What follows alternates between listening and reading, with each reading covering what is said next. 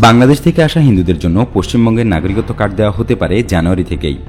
ভারতে প্রায় বছরখানেক আগে পাশ হওয়া বিতর্কিত নাগরিকত্ব আইন বা সিএএ এর বাস্তবায়ন পশ্চিমবঙ্গে আগামী বছরের গোড়াতেই শুরু হয়ে যাবে বলে বিজেপি নেতারা ঘোষণা করেছেন।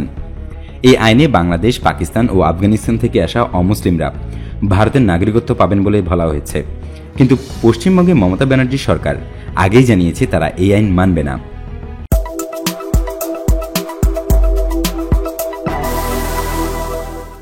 রাজ্যে বিধানসভা নির্বাচনের মাত্র কয়েক মাস আগেই এই উদ্যোগকে ক্ষমতাসীন দল তৃণমূল একটা রাজনৈতিক স্ট্যান্ড বলে বর্ণনা করছে।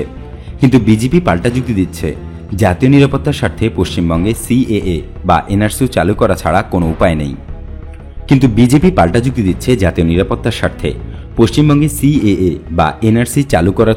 উপায় নেই। দলের সিনিয়র নেত্রী ও কেন্দ্রীয় প্রতিমন্ত্রী দেবশ্রী চৌধুরী জানান, যারা এই নতুন আইনের আওতায় আসবেন তাদের একটি বিশেষ নাগরিকত্ব কার্ড দেয়া হবে। বস্তুত গত ডিসেম্বরে ভারতের পার্লামেন্ট নতুন নাগরিকত্ব আইন পাশ করার প্রায় সঙ্গে সঙ্গেই দিল্লির শাহিনবাগ সহ দেশের নানা প্রান্তে শুরু হয়ে যায় তুমুল বিক্ষোভ আন্দোলন। সেই রেশ না থিতুতেই দেশ করোনা মহামারী ভাইরাসের কারণে আর লকডাউনের কবলে পড়ে। ফলে নাগরিকত্ব আইনের বাস্তবায়ন কার্যত হয়নি বললেই চলে।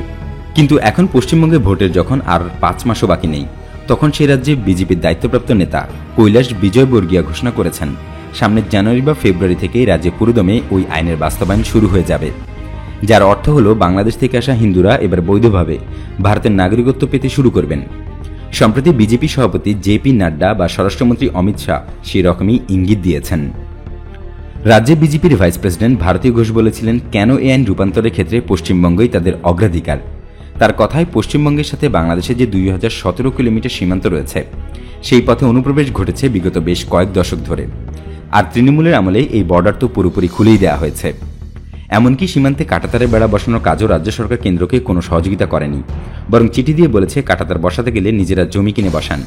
ফলে বছরের পর বছর ধরে বাংলাদেশ থেকে আসা লোকজনকে বেআইনিভাবে ভোটার কার্ড দিয়ে, রেশন কার্ড দিয়ে একটা অবৈধ ভোটারের বিশাল বসতি তৈরি করেছে পশ্চিমবঙ্গ। তাতে হুমকি তৈরি হয়েছে জাতীয় নিরাপত্তার জন্য। এজন্যই পশ্চিমবঙ্গে সিএএ বা এনআরসির মতো পদক্ষেপ নিয়ে বৈধ নাগরিকদের চিহ্নিত করা আশু দরকার, বলছিলেন ভারতীয় ঘোষ। কিন্তু বিধানসভা নির্বাচনের মুখে এই পদক্ষেপকে একটা সস্তা রাজনৈতিক চমক হিসেবেই দেখছে রাজ্যের তৃণমূল সরকার, যারা আগেই ঘোষণা করেছে এই আইন তারা পশ্চিমবঙ্গে প্রয়োগ করতে দেবে না। তৃণমূল কংগ্রেসের মুখপাত্র ও সাবেক এমপি কুণাল ঘোষের কথায়, এটা তো পুরোপুরি একটা রাজনৈতিক স্ট্যান্ড। উন্নয়ন ইস্যু নিয়ে বিজেপির কিছু বলার নেই, তাই তারা এসব বলে মানুষের নজর ঘোরানোর চেষ্টা করছে। তাছাড়া পশ্চিমবঙ্গের সবাই তো আগে থেকেই নাগরিক আছেন, নতুন করে বিজেপি আবার কিসের নাগরিকত্ব দেবে?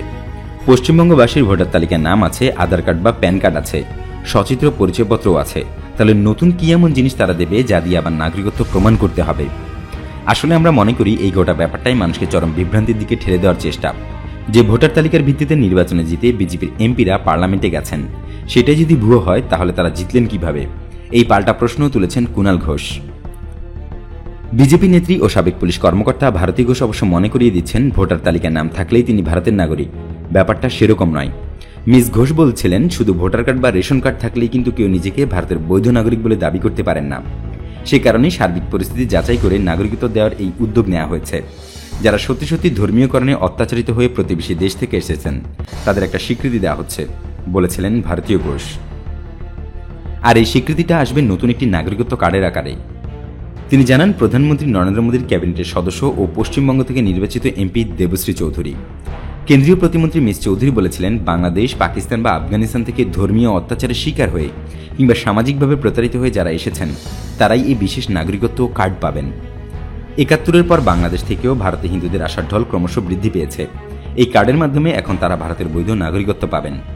বাংলাদেশ থেকে আসা বহু হিন্দুর দাবি, তাদের নাগরিকত্ব নিয়ে এখনও সংশয় আছে। তাদের সেই নিরাপত্তাহীনতার অবসান ঘটাবে এই কার্ড। বিজেপি সূত্রগুলো আরও দাবি করেছে, 50-এর দশক থেকে মতুয়া সমাজের প্রায় 30 লাখ হিন্দু বাংলাদেশ থেকে ভারতে এসেছেন। নতুন আইনের সুবিধা তারাই সবচেয়ে বেশি পাবেন।